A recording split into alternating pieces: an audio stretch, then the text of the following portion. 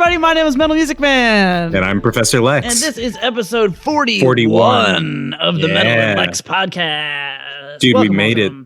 41's a prime number, so I can't, there's nothing exciting about today's number. I forgot about prime numbers. Dude, they didn't forget about you. Did you ever play Number Munchers? Hell yeah. I fucking love Number Muncher and Word Muncher. God, I fucking love it. I never played Word Muncher. On MS-DOS? I didn't know that one. But yeah, we had it on like an Apple II, I think. Yeah. Because we had old Apples at my school. But yeah, I used to play the shit out of some Number Munchers, dude. I couldn't play Number Munchers at school. I had to play it at home. My dad installed Number Muncher and Word Muncher for me. What a god. Yeah, Dad's the GOAT.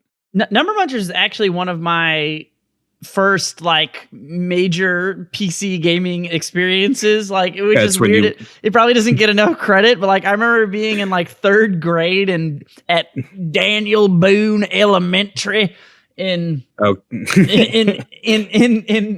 boonies, and I remember just being like, oh, all I want to do is fucking play Number Munchers all goddamn day on this computer. My teacher would be like, you've played Number Munchers enough, go do your homework. I'm like, but I have such a high score.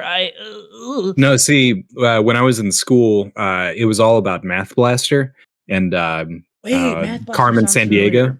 What's Math Blaster? The Math Blaster 1 is legit and godlike. Math Blaster 2 has like a plot. It's not quite as good, but some of the mini games are really good. They tried to make it cool. You play as a helmeted person, and you've got a small blue 2-round bit, almost snowman-like robot friend, and then like a green, maybe alien space woman compatriot. And anyway, you do math. I thought that was going to sound like something I knew, and then the more you talked about it, the farther and farther away Google Math Blasters. Yeah, Google Math Blasters and tell me if find like some characters weird. I'm positive. Don't go to I'm Rule not gonna 34. Find weird porn. I know you can find Blasters, weird porn if you look for it. It's definitely porn. Math Blaster. Just one. Singular. Just the one. Okay, this cover looks familiar to me. Yeah. But I don't know if I actually played it. Oh, it's super fun. You should play it today. Game now. Oh shit. Dude, kids these days are so spoiled. Yeah, I don't know that I played it. I don't know that you I missed out then. Played Math Blaster. The cover definitely looks familiar. I feel like maybe it was on the shelf and I was like, what the fuck is that? That's not Number Munchers. Blaster, that's not Get the fuck out of here. I'm trying to play Oregon Trail and Number Munchers. I'm trying to die of dysentery and learn what prime numbers are, and that's all I care about. When my elementary school got Amazon Trail, dude, what a game changer that was. You know, in Oregon Trail. Amazon Trail? Yeah, it's another one of those, yeah. Well, yeah, it's like a sister story, really. I don't know if I ever played that. God, you know all about the shitty school games. I do. I haven't even gotten into the Jumpstart X grade and the split and Jumpstart fourth grade, I think. Yeah. Fifth grade? I'm going to type it. I think fourth was the one that had the 2 ones. Jumpstart third grade had the robot named like Bentley or something. Okay. And you were trying to collect all the villainous robots. I can't tell if these actually legitimately look familiar to me when I Google their box art, or if it's if I'm incepting nostalgia. No. I think it's just that whoever like was the head of design for school things was like, it's gonna be red background with a yellow banner and some yellow text and some blue text, and that's every single fucking everything. And because that's how you learn. Everyone knows school. That's how school red is. And yellow. It's I've the been to a Hulkamaniac school. colors. He teaches you how to do leg drops and be kind of racist, just like Number Munchers. As long as you're on Google, can you look up Freddy Fish and tell me if that has the same Freddy? It might be Freddy the Fish, but I think it's Freddy Fish. So I typed Freddy and then it auto-completed Freddy Figures, and I was like, what is this shit? We were just talking about Hulk Hogan. I don't know where my brain's going. This is awful. Freddy Fish.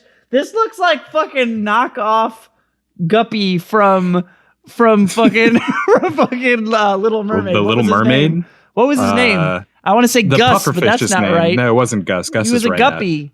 Flounder, but he was a guppy. He wasn't a flounder. Because flounders have eyes on the sides of their heads, on the right? same side of the head. Yeah. Anyway, this looks like that fish. This looks like fun. Does it have the same color scheme? The same red and yellow on the box art? There's no red, but it is a lot of yellow. So I think yellow. That adds up. Yeah. Primary school colors. Yellow and blue, but yeah. Freddy Fish. I don't know this. Why do you know so much? Because I've been a hardcore gamer my whole life. What? I was molded by the elementary school. You think the game's your ally? Yeah. You think the elementary learning utility games are friends? God, Jesus, that's 5-year-old Bane playing Number Munchers. Yeah. This is a prime number. It's not divisible by anything, and I will kill Gotham. Whoa, slow down, baby Bane. Whoa! You're a little young for that, young Bane. Also, I'm pleased to announce and bring to you my morning voice. So this is what you wanted for a couple weeks. Like a man. You sound like a man. Yeah. So this is it. This is what happens if I sleep and then wake up and then roll out of bed and start podcasting with you. Oh, you just got up? I didn't know you slept in that late. No, I didn't. So I woke up. No, it was a lie. I lied about it. I'm putting on airs. My voice is much higher right now. This is being compressed and run through a filter. I would love to hear you have a very high pitched voice. I don't even know what I would do with that information. It won't pick up on the microphone. No. So I woke up too early. The dogs were like, "Hey, let's go outside." Yeah, it's like, dude, it's like 6:30. Please leave me alone, Nikki. And she was like, where she does this thing where she leans into the bed and then like breathes heavily into my face, so I wake up screaming. And then anyway, I took her out. We went and grabbed coffee at like 8, and then Jen was like, "You want to just nap? You want to just take a nap until like 11 o'clock?" And I was like, "Yeah, hell yeah, that's precisely what I wanted." So this is. So I guess strictly speaking, this is the sequel to Morning Voice. This is Nap Voice. So if it wears off halfway through the podcast, I am not slowly inhaling helium. Yeah, I got up at like 8. That sucks. I'm sorry. Yeah. And you didn't nap? I did not nap. Yeah, I'm still going. I just did all the Sephiroth updates. Actually didn't get back to my apartment until like 10. I did a fun time sleepover last night. Yeah, so I'm like, I feel like I should have made more coffee than I have. I'm realizing, like, as we're going into this podcast, that like I had leftover coffee in the orange juice, and then I ran out of coffee, so now I just have orange juice. I'm like, this isn't caffeine. This is awful. I was over at Jeff and Susie's yesterday. This is completely unrelated. I'm sorry. How dare you? We had coffee in the morning, and then there was some cold coffee, so they threw ice on it and gave me like a shot of whiskey and a shot of triple sec in it. I think you would like that drink, Will. Whiskey, triple sec, and coffee? Yeah. Okay. Well, I have coffee. I have all of those things. Since I am not a barbarian, I have Cointreau and not. Oh well, and we use not generic, just plain ass generic triple sec.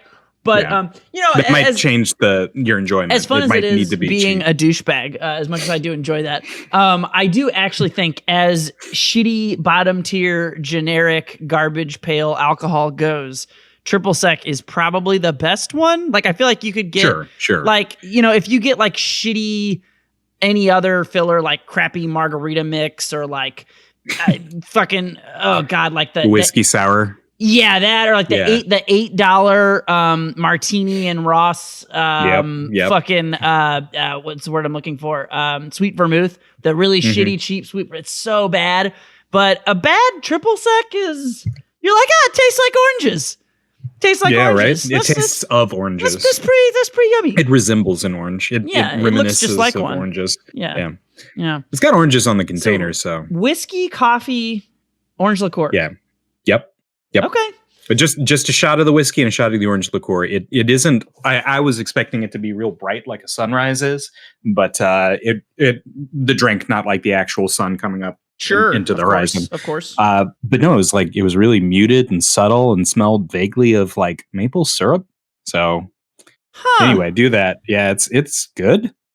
I'm very intrigued, and it was all just cold. They shook it. Yeah. Well, no, I think they added the shots and then stirred it, but you'd probably have more luck if you shook it and did bartendery things. Aeration is important, kids. Don't sleep on aeration. Don't sleep on aeration. If you ever have somebody be like, "What difference does aeration make? They don't know what the fuck they're talking about. Now, some drinks shouldn't be aerated. Obviously, it depends on the drink, but it makes a gargantuan difference whether you shake the shit out of your drinks on ice and properly aerate them or not. Try aerating your wine sometime, children, while we're shake it on ice. Yeah. Things. Well, no, but that's what. So this is my problem with super winos, super wino, wine mom, fucking basic ass wine bitches. They're always just like, they're always like, oh yeah, deep pours. And I'm like, deep pours are the dumbest fucking thing that's ever happened. How many times a week do you get into fights with wine moms? No, they exist around me, and I think this in my head, but then I don't speak to them because they're wine moms. Saying it. You're not like, you dumb fucking bitches don't even know how a fucking wine glass works. You're sitting here acting like my life is wine. I love wine so much. You don't even know how a fucking wine glass works. The whole point of a wine glass is that there's room in the top so you can swirly dirl it around in the glass. The technical term. You can swoosh it. You can swooshly dooshle, swirly dirl, swooshle dooshle. Okay, well that's a different. There's more wrist in the swooshle dooshle. Yeah, and that puts air in the wine. That's why wine glasses. So if you do a deep pour, you can't aerate your wine, and your wine doesn't taste as good as it should, and you don't know what you're doing. You could still drink the whole bottle. Wine. No, you could still drink the whole bottle. You just do small pours. You lose a lot of time in pouring. These fucking wino moms. You can't believe it's about efficiency. The wine moms here. Peak efficiency. Unbelievable. Aerate your wine, you fucking heathens. Anyway, it's not even noon. We're like both grumpy and tired. And we're arguing about wine things. Yes, good times. Well, anyway, okay, so you touched on it a little bit earlier. You've done the data entry. You've completed the data entry logs for Sephiroth now. Yeah, Sephiroth's been out for 3 days, 2 days. So Sephiroth exists in Smash, and unlike every other DLC character that's ever existed, to my knowledge, like pretty much, I think it was the day after or the night of when they announced him, you could unlock him by doing some Sephiroth challenge, which is just fighting Sephiroth on. Is it one stock and he's got 250 health and stamina mode? And I did it on easy mode and it was stamina mode, so just one stock. Yeah, you just kill him. You can still gimp him or whatever, but I killed him. I used like my switches. I don't know what you call them. The little switch chucks, switch cons. The Joy-Cons. Joy-Cons. Yeah, I've never played with those. It was awful. I just put it on easy and hit him with jab a bunch of times as Ganondorf, and he died. Nice. Anyway, that's he's called footsies. Yeah, it is. It's footsies. It's very technical stuff. Anyway, he's out, and I have from Zeke Myro all of the hitboxes and frame data, and Zap Brannigan. There's a lot of frame data from him. Shout outs to Zeke Myro and Zap Brannigan. Yes. Shout outs to you guys. Those guys are heroes. They're especially I feel like Zeke's been doing Zeke's done like a lot of stuff obviously over the course of UFT, as far as he's like the main hitbox guy. Isn't he the CEO of Hitboxes? That is his Twitter tag, yeah. But Zap Brannigan like doesn't have a Twitter. He's only on Smashboards. And that dude, he just maintains this giant document, this giant Excel spreadsheet of frame data. And he's old school because he just does it all manually. And so sometimes people are always like, well, it might not be accurate. Because I'm like, okay, but I feel like that's almost, in some ways, it's kind of better. Because if you're only pulling, like, okay, if the game was good, you could just pull the data from the game and it would work. Or it would say it or they'd tell you. Exactly, yeah. But the game isn't good. And so, like, people have to spend all this time figuring out like how to extract block code, and depending on the character, depending on the way the move works, or whether it's a projectile, there's all this weird shit where sometimes they're like, well, I can't get this data, or I'm not sure, even though they're pulling the data from the game directly, they're like, well, I'm not sure if this is right. There's something like ancient and sacred and respectable about Zap Brannigan just sitting down, having a giant Excel sitting spreadsheet. Down, yeah. And but he just does it like manually, right? So like he's pausing the game, he's fucking counting the frames when he records it. I was talking to him in a Smashboards thread, and he was like, yeah, I've gone through like so many bad Joy-Cons, like from just like, I guess, slow-mowing the game and holding them because Joy-Cons are shit. Apparently the joysticks break all the fucking awful. time. Yeah. The Joy-Con drift is a real problem. Yeah, but screwed up more than one of my speed runs. I guess that's like an easy way for him to use because Nintendo is fucking, they're assholes, and there's no proper training mode, so you have to like use two controllers when you test shit. So anyway, yeah, that's old school. But yeah, Zeke Meyer does a shit ton of work. He does all the best hitboxes, and I was actually helping Zeke with some CSS stuff the other day, so he might be working on that. But anyway, yeah, Sephiroth is out. And I like him. I think he's neat. I think he's a neat character too. Sephiroth is the most I have liked a DLC character in a long time, because we had Steve, then Min Min, then who's before Min Min? Was that Smash Pass 2 or Smash Pass 1 at that point? I think that would be 1. Is it Joker? Yeah, so who was the last character who came out in Smash Pass 1? God, I don't even remember. Byleth? Byleth is definitely before. Byleth, yeah. Byleth was okay. I didn't hate Byleth, so... I like Byleth, but Sephiroth is Byleth on anime. I guess. I mean, I've played Byleth, and here's the thing. Like, every time a new character comes out, everybody I know gets... Wow, well, you should play them. Yes, they get really hype, and they're like, what a you character. Music, man. Play... Yeah, I think you'll like this character. I think this will be your new main. And it's just like, I appreciate it, everyone, but I fucking play Ganondorf. Ganondorf is my main. This is how he identifies. His pronouns are Ganon. My and pronoun Dorf. is Ganon and Dorf. Exactly. If they, they'll probably never buff him. I don't care. If they did release a character I liked more, I guess I would. But like, I think everyone's always looking for reasons to tell me. We want you to drop Ganon. We want you to succeed in life. Will we care about you? And like, I played Sephiroth for like a couple of games. I'm like, he's really neat. And then I played Ganondorf for one game, and offline only. Ganon online is a shit tier character. I don't know why anybody thinks somehow worse. Ganon is better online than he is offline. He's far worse online than he's offline. If you think that, you're just bad, and all you know how to do is forward smash. Anyway, playing Ganon offline, it's just I just love it. I love it. So yeah, I'm not dropping that character, but I do like Sephiroth more. He's neat than any He's DLC. Cool. I'm trying to think if there's even one. I think the only DLC I like is Plant. Byleth. Oh well, yeah, you do like Plant. No. What about Terry? You like Terry? I like Terry. No, you're right. I forgot about Terry. Yeah, Terry's cool too. So I like Terry and I like Plant. I wouldn't main either of them. I feel like so far, maybe Sephiroth is more a character that I might tertiary, because like I liked Terry, but so there was an amount of time where I was like, oh, maybe I will play Terry. I had like a decent probably Terry should.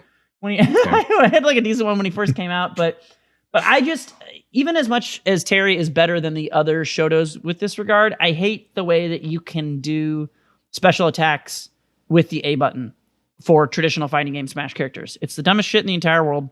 I hate it because you're trying to like bear or dare or move around and DI and then like jab, and then it's like, oh, did you want crack shoot? Did you want crack shoot off the ledge? Yeah, did you want Shoryuken? Like, no, I was hitting the A button. That shouldn't, and I realize why they want it, because they're like, well, in Street Fighter you do it, but it should only work with B, or there should be a setting that you can make it only work with B. And until they do that, I don't think I would ever main one of those characters, because that there's not a lot that annoys me more than like the character not obeying my intended inputs. I mean, that's one of the reasons when I played Pad way back in the day. It's one of the reasons why 2012. Yeah, back even earlier than 2011. When did you stop playing Pad? When did you get a stick? Yeah, I want to say it was AE 2012, and that came out. That's what I was saying then. Like, so at some point, I guess you're right. But when I was on Pad, so this would be like 2010, 2011, or late 2009 even. One of the reasons I didn't play Ryu is because of the obnoxious input overlap of Shoryuken and Super, where if I had a Super, I was like terrified to Shoryuken because I would accidentally Super. Get both. Yeah. Now, on a stick, that's not nearly as big of a deal because there's a gate. And so you can always end in the gate to guarantee the Shoryuken. For those of us playing at home who aren't familiar with the gated idea here, you have either usually there's basically three classes. Yeah, on an arcade stick, which is as you used to play in the arcade. There are three kinds of gates that hold the stick into place. You can have either an octagonal gate, which has each of the cardinal directions, north, south, east, west, and then it's got like northwest, northeast. Think of a GameCube controller, how you rest in the notches. The GameCube controller feels like an octagonal gate. the Japanese style and what eventually became the industry standard for the United States, now that Mad Catz has just changed how we look at sticks, is a square gate. So you always know where down back is, down forward is, up back, and up forward. But there's nothing to slot you into place on up, down, left, or right. Which sounds unintuitive and awful.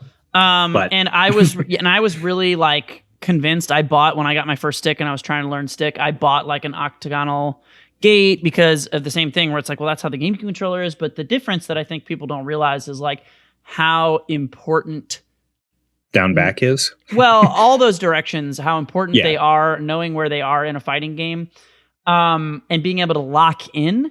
If there was some way to design an octagon gate to lock you like into all ridges.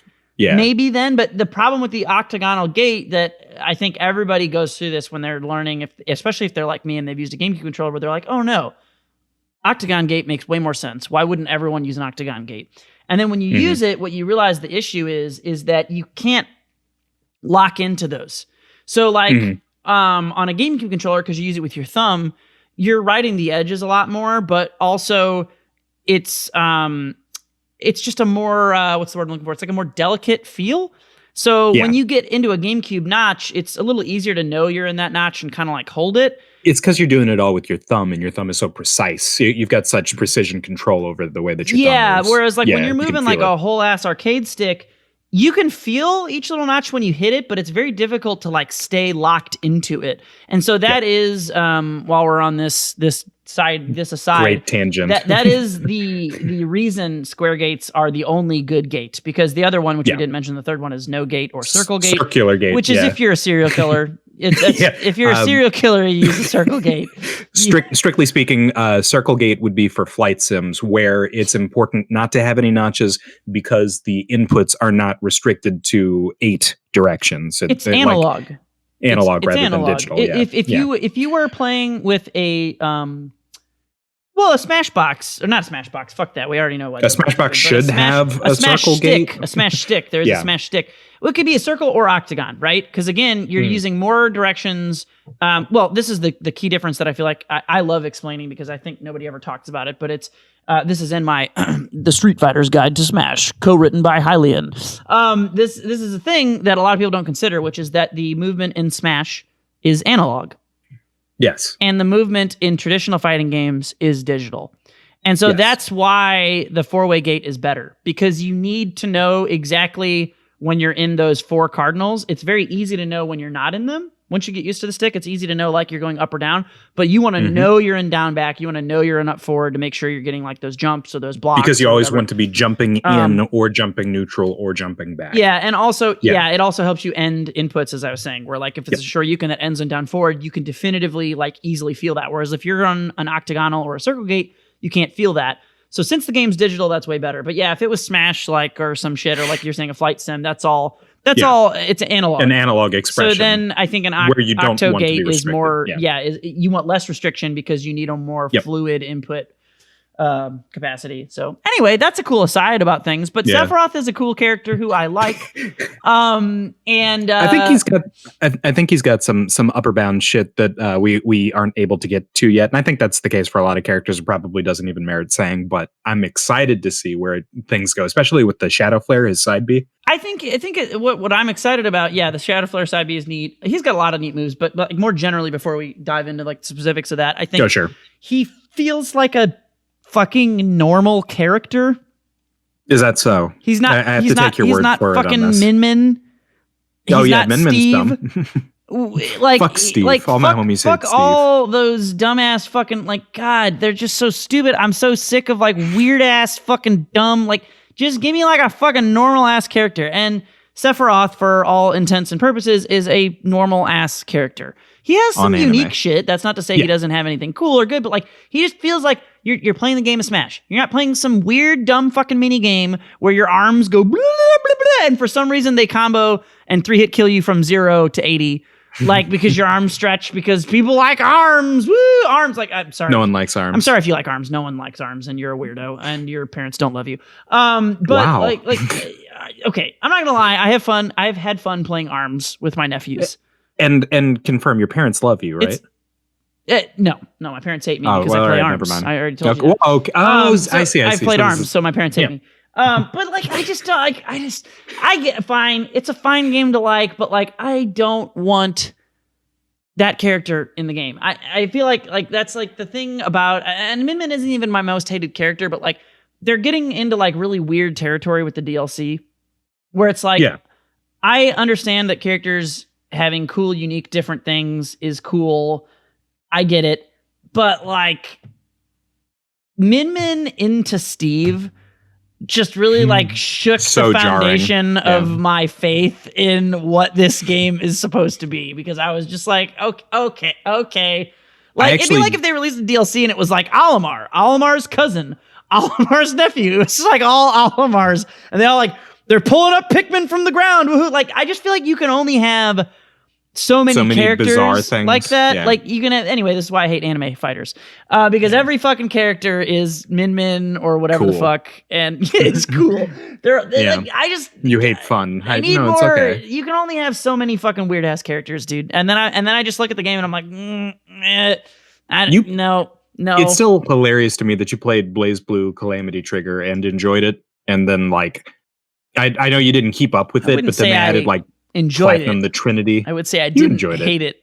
I decided you enjoyed it. Those are different things. In my head canon, you like it and you're afraid to admit it. No, that's not. No, it's head canon. Well, it's head canon. Anyway, yeah, it's nice to have a normal ass character. I think Sephiroth Side B is really cool because if you get like 1 or 2, it's kind of whatever. But if you get 3 to 5 of those floaty circles, it's like whenever they get on. That's like a win condition.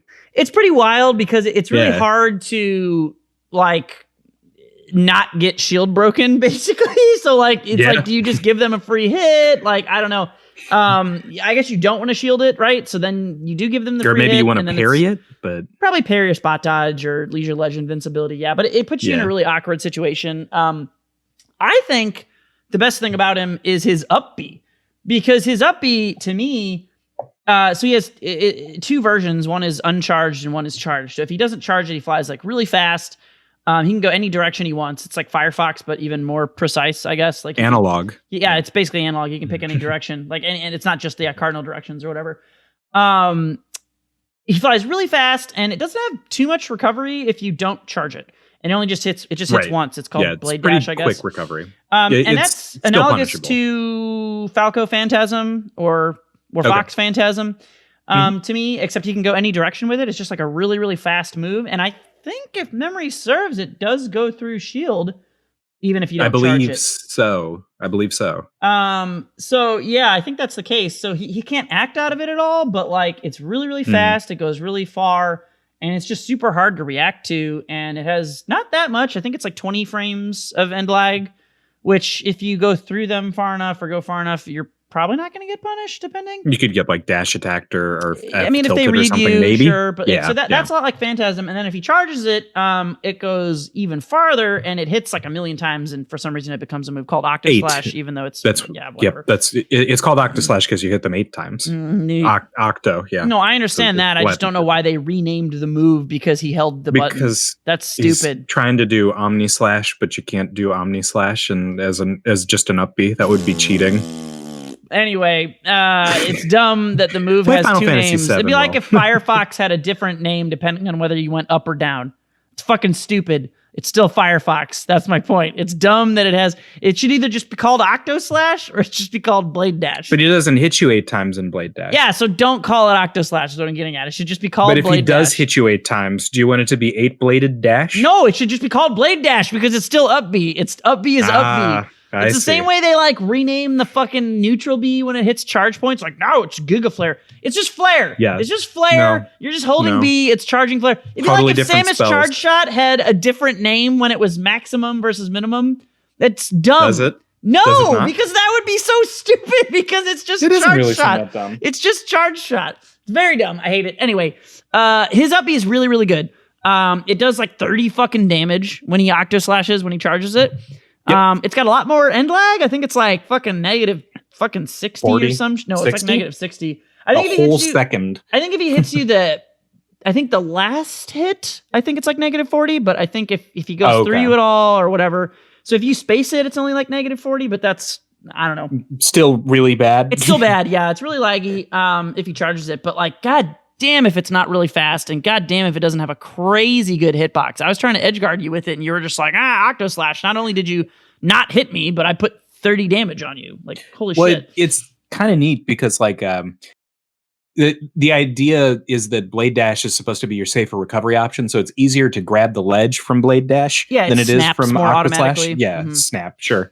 But if you charge up Octo Slash and you're like just slightly below the stage, then your active hitbox will go through the stage and threaten anyone trying to edge guard you, and then you'll just snap to the ledge afterwards anyway. Yeah, well, it does. To be clear, I don't want to. You don't snap. You end up on the ledge, because if you snapped, you'd be like right there. It doesn't snap if you charge it most of the time. It does go beyond it, which means you could get 2-framed. Except that I think he can't because it's so far. I guess like the range. I don't know. Mm-hmm.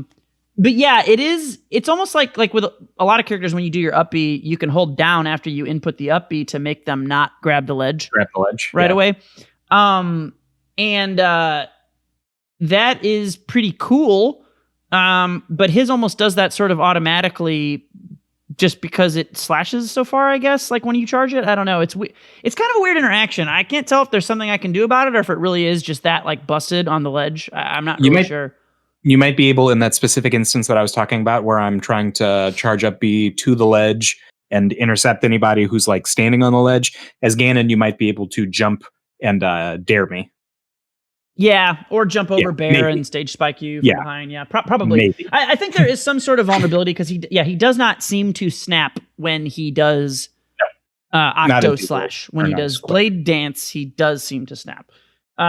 So yeah, that's I don't know. It's interesting, but yeah, I don't know. He's a cool character. It's compelling. I like playing against him. I like playing as him. He feels well balanced, unlike other dumb characters like Joker, who can just do literally whatever the fuck they want. They get anything that they want. I think it's very. They get everything that they want. It's telling how much someone at Nintendo has a fucking boner for Joker when you look at a character like Sephiroth, where I was talking to Hylian the other day, and Hylian was just like, I don't really understand why Joker weighs like 107 or whatever he weighs. Not that's too much, but it's like 100 or 90 or what does Joker weigh? It's a shame there's no way to know. Joker weighs a lot. What does Joker weigh? It's like 90 something, I think. UltimateFrameData.com, all the stuff you need. Yeah, 93. Joker weighs 93 and Sephiroth weighs 79. I think that's the same as like Kirby. Is that right? Yeah, Sephiroth and Kirby are the same weight. Kirby, okay. so putting that into perspective, using UltimateFrameData.com, putting that into perspective, that ties Sephiroth for 1, 2, 3, 4, 5, 6, 7th lightest character in the entire game. That's 7th. Very light.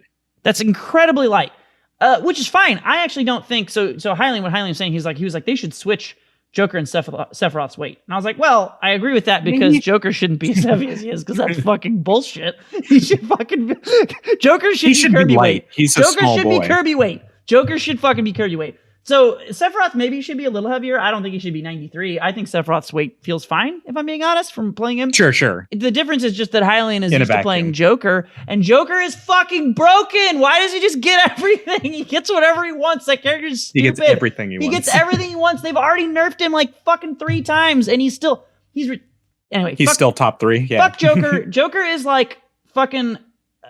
He's like a Kuma or some shit, except that he has nothing to deserve it. Like I feel like if you are a Kuma, it's not about being cool. It's about earning it. It is. No, it's about earning it. So Akuma or Sagat, okay? They're Akuma and Sagat. If they're in a game, they need to be one of the best characters because they're Akuma and Sagat. There's just something wrong.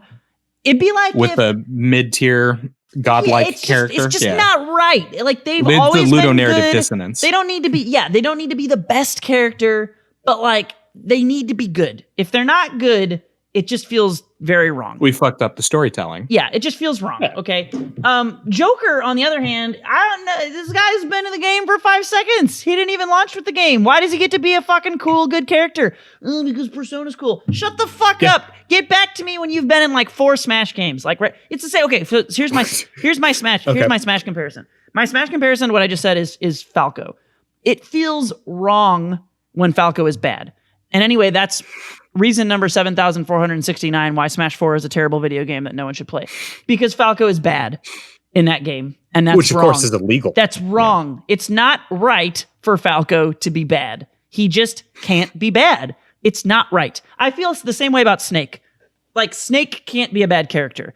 You can't put Snake in a game and have him be bad. Otherwise, why is he in the games? Like, Snake is like the Sagat of Smash. He's this big asshole noob killer who has like crazy normals, and if you make all of his normals bad and you make his like zoning bad, he's what's the phrase I'm looking for? He's a good character to rally against. It's like we talked about a couple episodes back, Ono's spiky ball theory about Street Fighter balance. Yeah. They are spiky characters, in my opinion. Like, they are the characters that like everybody knows they're good. Everyone should be a little scared of. They don't need to be the best character in the game. They don't need to be completely busted. But like, if you're erring on the side of tuning, those are characters, in my opinion, that deserve to be made better more often than not. Joker doesn't deserve anything.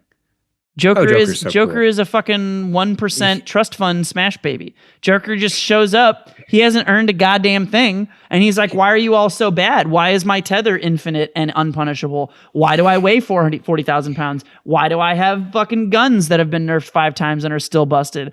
I don't know. You don't just have a trust fund that pays for everything in your life? That's so weird. Must be horrible to be you. Anyway, I'll be right back. I gotta go infinite somebody and summon Arson and kill them in 2 back airs. Fuck Joker. So the reason why Joker is as good as he is, probably, and realistically, is because they want Persona 5 on Switch. The dogs are going crazy in the background. I'm sorry. I hear them. There's nothing I can do about that. They're arfing. Yeah. What are they barking at? Is it? I got a package that should be arriving today. So maybe someone like came up to the door and gave me a thing I bought. And they can't stand that. Is that how that works? They hate that. They hate commerce. They're so disappointed in me that I bought something from Amazon. Your Marxist puppers over there. Yeah, my Marxist dogs. No. They're not even mad at the postman. They're telling him he has nothing left to lose but his chains or leashes. Anyway, yeah, Joker's bullshit. Fuck Joker. They want P5 on Switch. I guess. I don't know, man. He's dumb as fuck. You might be right. That sounds plausible. Anyway, plausible. I think you wanted to talk about some Marvel stuff. Yeah. Okay. So we talked maybe even last time about how Marvel is dead. And how it definitely still is, and it's not coming back, and you're a crazy person. Yes. Yeah, and you'd be, well, okay, so I'm here to say that I'm crazy. Will, on Friday, in a weekly tournament, the Tampa Never Sleeps, conducted on Parsec, totally safe, no one got COVID from it, probably. They had an 84-man bracket running on 16 setups, featuring 3 EVO champions, in addition to an additional 81 other people, which is divisible by 9. So you know. Play number munchers, kids. Play number munchers. You can't tell me that a game that is every week in excess of 64 entrants with how multiple many weeks Evo has it been winners, in excess of 64 entrants? How many people is 84 in excess of 64? 20. No, how many weeks? Like how long? This is the highest it's been. But yeah, but how Tampa long Never has it Sleeps been getting decent numbers is what I'm getting at. At the top of the year, it got 8. And I think since maybe like September, they've been trending towards 60. That's pretty good. Yeah. So there's Tampa Never Sleeps in Florida. There's Wednesday Night Fights in California. I'm not exactly sure where their cloud servers are hosted. I know that Kevin Ha is the one who runs Wednesday Night Fights. I know that he caps the entrance at like 32 or something because it's just him and he doesn't have all of the same servers or the same number of people running the tournaments as Tong does and Tampa Never Sleeps. But still, it's like a big production and they get like good high quality commentators to come out and commentate the matches, I think it's like a really good time to pick up Marvel. Not necessarily for you per se, but for like one. I think that Marvel, assuming that we don't all die from the coronavirus, I think that Marvel stands a good chance of having some degree of resurgence after coronavirus goes away, due in no small part to the success of the Parsec Marvel tournaments. So there's a couple of reasons that I am skeptical of this. The chief one just being that I'm a very skeptical asshole of all things. Sure. But secondarily, I don't want Marvel to make a resurgence because maybe that means there's some chance that Street Fighter 4 could, and I don't think I can take that pain. You don't want to learn to love again? I don't. I'll never open my butt to another human ever again as long as I live. But yeah. So I mean, those are reasons that I'm like, I don't think so. Like, I feel like that just like I have a horse in You're that guarding race, your so to heart. Speak, or whatever. Yeah, exactly. I'm guarding my heart. But I do think realistically, if you are comparing Marvel 3 to Street Fighter 4, it has a way better chance of coming back because there is no Street Fighter 5 equivalent for Marvel. Like Marvel Infinite is not the same thing as Marvel 3. No. Even for the people who do like it, and it does have a scene that thrives as much as it has at any point in its lifetime. Ultimate it's Marvel. not sorry, Infinite Marvel, you're saying. Infinite. Yeah, Marvel Infinite. There are people who play it. There are people who enjoy it. I can see that there are merits to the game. I don't care for it personally. But it is not a replacement for Marvel 3, and it never was. They tried to treat it like it was. Capcom tried to treat it like it was, but it's not the same game. Yeah, but that's man, so that's what's so like interesting, because I feel like you can look at that with like Melee, it's the same deal, right? Like, Brawl is a Smash game, but it's not remotely the same game. It's not Melee. And I think that's what's interesting. I mean, you could make similar arguments about Street Fighter 4 versus Street Fighter 5, because like we all know 5 is like a fucking pile of garbage and it's dumb, but like it is still, even as bad as it is, like similar enough. It is vaguely Street Fighter. Yeah, it's like similar enough. Whereas like, Marvel Infinite versus Ultimate Marvel 3 are just like, other than the fact that there are Marvel characters and that there are more than one of them at a time. Yep. Because of teams, there really aren't that many similarities like between the characters.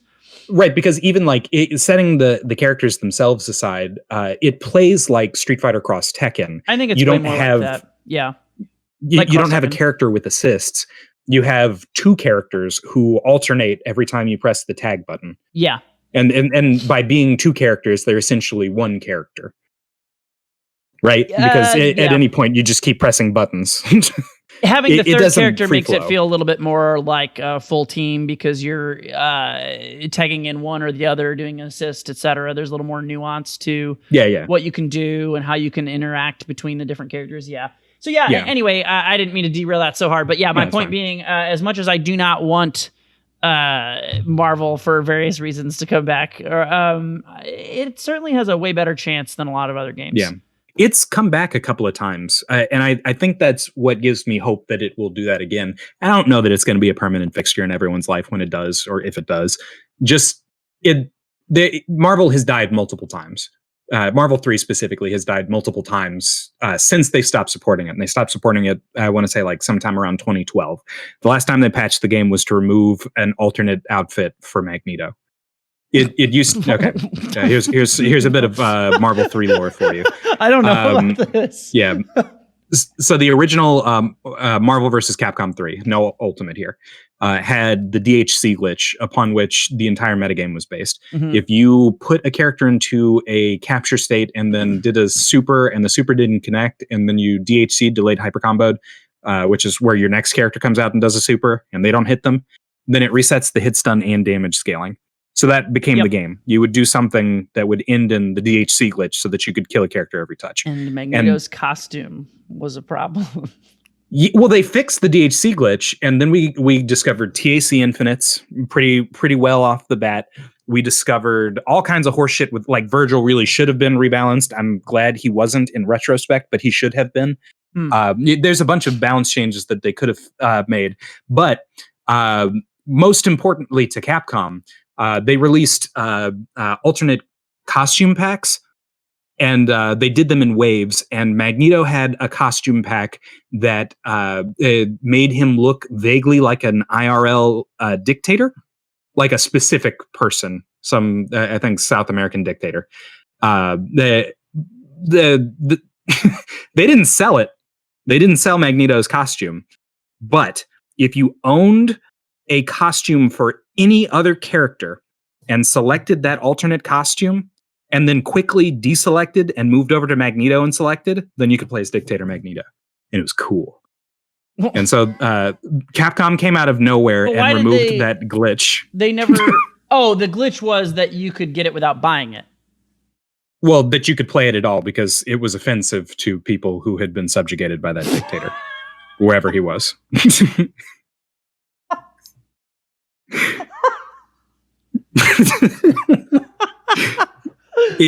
Yeah. Okay. I don't know how I missed that. It's hilarious. That's really funny. Oh my God.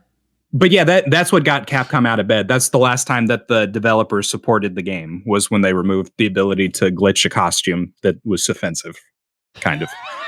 Isn't it great to have love from your developers? Isn't it just so wonderful? So like the game's been dead since 2012-ish, and like dead in the sense that Latin is dead. Nothing is being changed to Latin. It's a dead language. Sure. Marvel's a dead game. But people have been playing it because the game is fun. Like its natural life cycle exceeded that and probably ran until about 2015 or whenever they pulled it off of the EVO main stage, whenever Infinite came out. Mm-hmm. And then it made a resurgence after Infinite came out and then died. And then it had a tiny resurgence after that and died again. But like, I've spent so much time in training mode and on Discord talking to people about Theory Marvel in the last 2 weeks, probably more in the last 2 weeks than I have in the last 2 years. It's really cool to see people like want to play the game. I know that you personally don't get hype off of watching Marvel happen like Marvel does, where colors are flashing. Yeah, most of the time I don't. Not never, sure. But yeah. I mean, I have enjoyed some Marvel, but Marvel's infectious. Everyone, there's something in there for everybody. Yeah. It's neat that there are people who are still seeing it, and I think that that's a function of, in part, all of these Parsec tournaments, because to an extent, the only people who are still playing Marvel are the people who are good at it. That's like most just by virtue. That's most old games. I mean, yeah. That's if you play Quake 3 right now. I mean, it's just fucking killers are the only wizards people that are there. Yeah. And like Marvel played at a high level looks really fun. It looks like something that people like to pick up in general. It does look cool. I mean, people do like the way that it looks. It's a very stylish game, and I think seeing people like Milky, Milky is this godlike Magneto player who is relatively unheard of. He played on PSN, which was considered peasantry.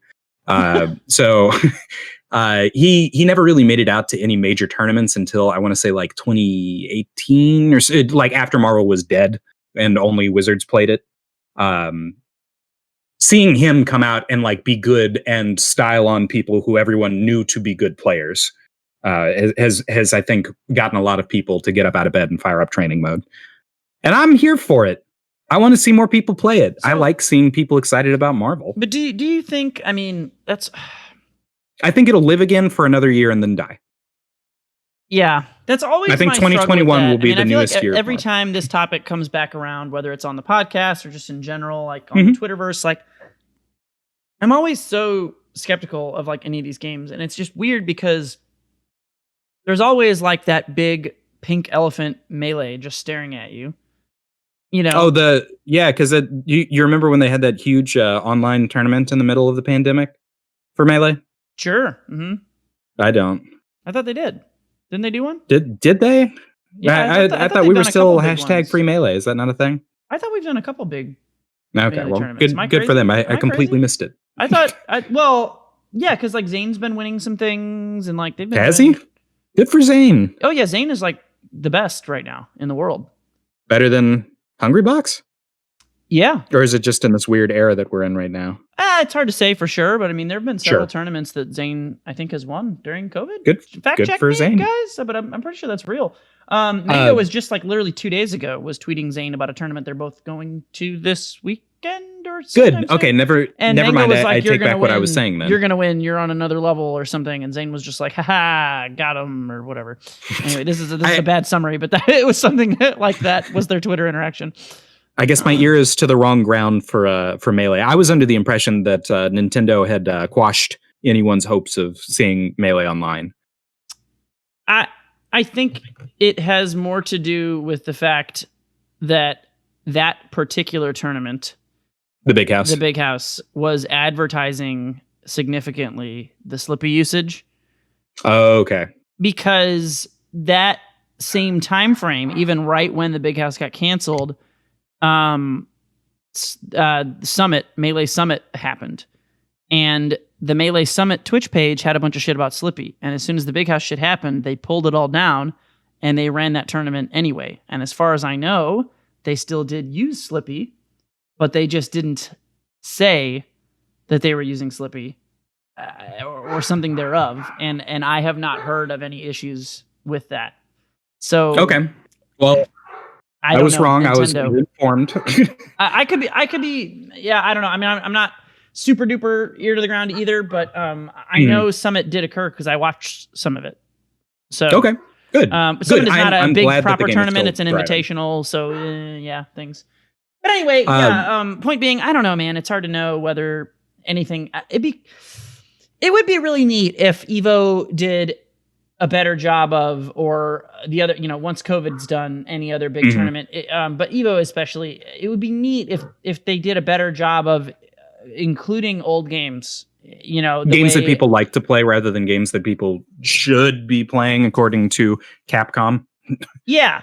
I think it would be really nice if tournaments tried a little harder in that regard whenever things open back up, because yes, even if the game is dead, if it is, like, how hard is it to run your little side bracket for 100 people or whatever the fuck, right? I think we've got evidence now, thanks to like Wednesday Night Fights. It's relatively easy. Not to say that Kevin Ha doesn't do hard work, but relatively easy for a small group of people to run a small tournament. Yeah, you can just have it. Just have it and stream it and have a good time. Yeah, like we need more combo breakers. We already knew that though. What's it? Twitch Rivals had the Invitational Marvel tournament, which was huge, very well received. They had Yipes and Tasty Steve commentating, which is great. That's basically peak Marvel. Mm-hmm. The big Wednesday Night Fight stuff, the big Tampa Never Sleeps tournaments from last night and night before. I think that's a good threat to tournaments like Evo. That if they don't intend to, we will continue to still play these games and people will still watch. You think that's a threat? I don't know if I can go there. I don't think they give a shit.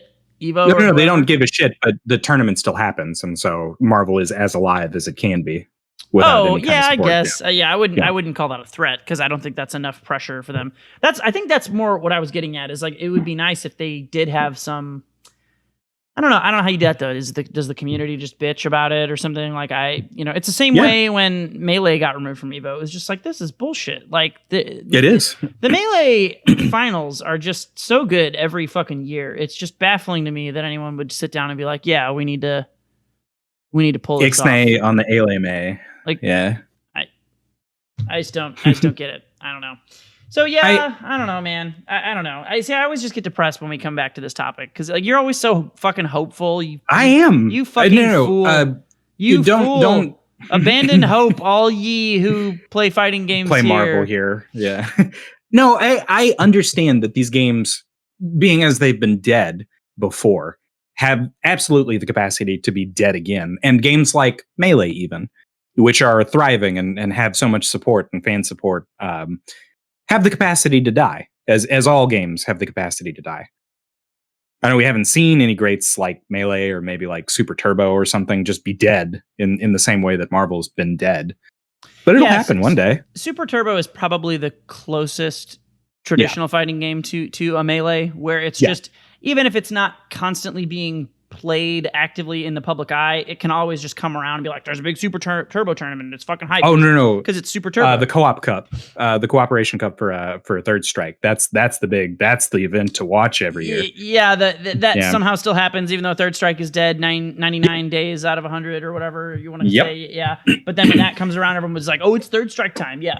I'm cool. A huge Third Strike fan. Yeah. Yeah, that shit's pretty cool. I think maybe that's all like a Marvel or a Street Fighter 4 really needs is like their designated singular time of the year to like rally around this particular game. Like maybe that's like a good starting place, but I don't know how you really establish that either. God. I mean, we had in the times that Marvel has been dead, we've had curly mustache tournaments, and that sort of kept the spirit of Marvel alive if maybe the game itself wasn't actively living.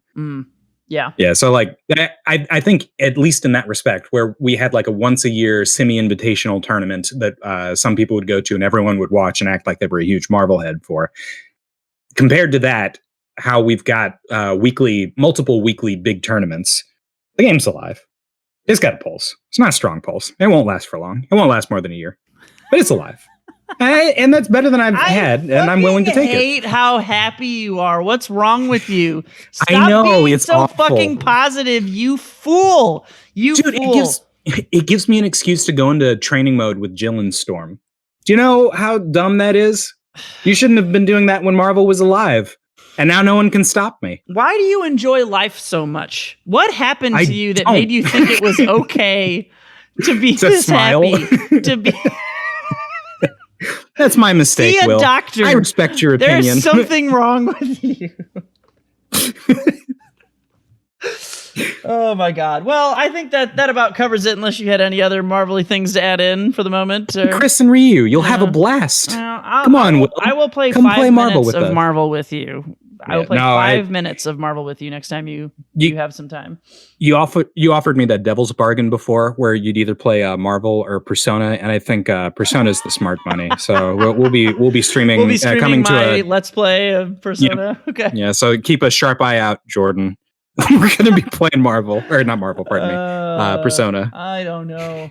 That sounds awful. Well. You made a contract. I've got the blood here to prove it.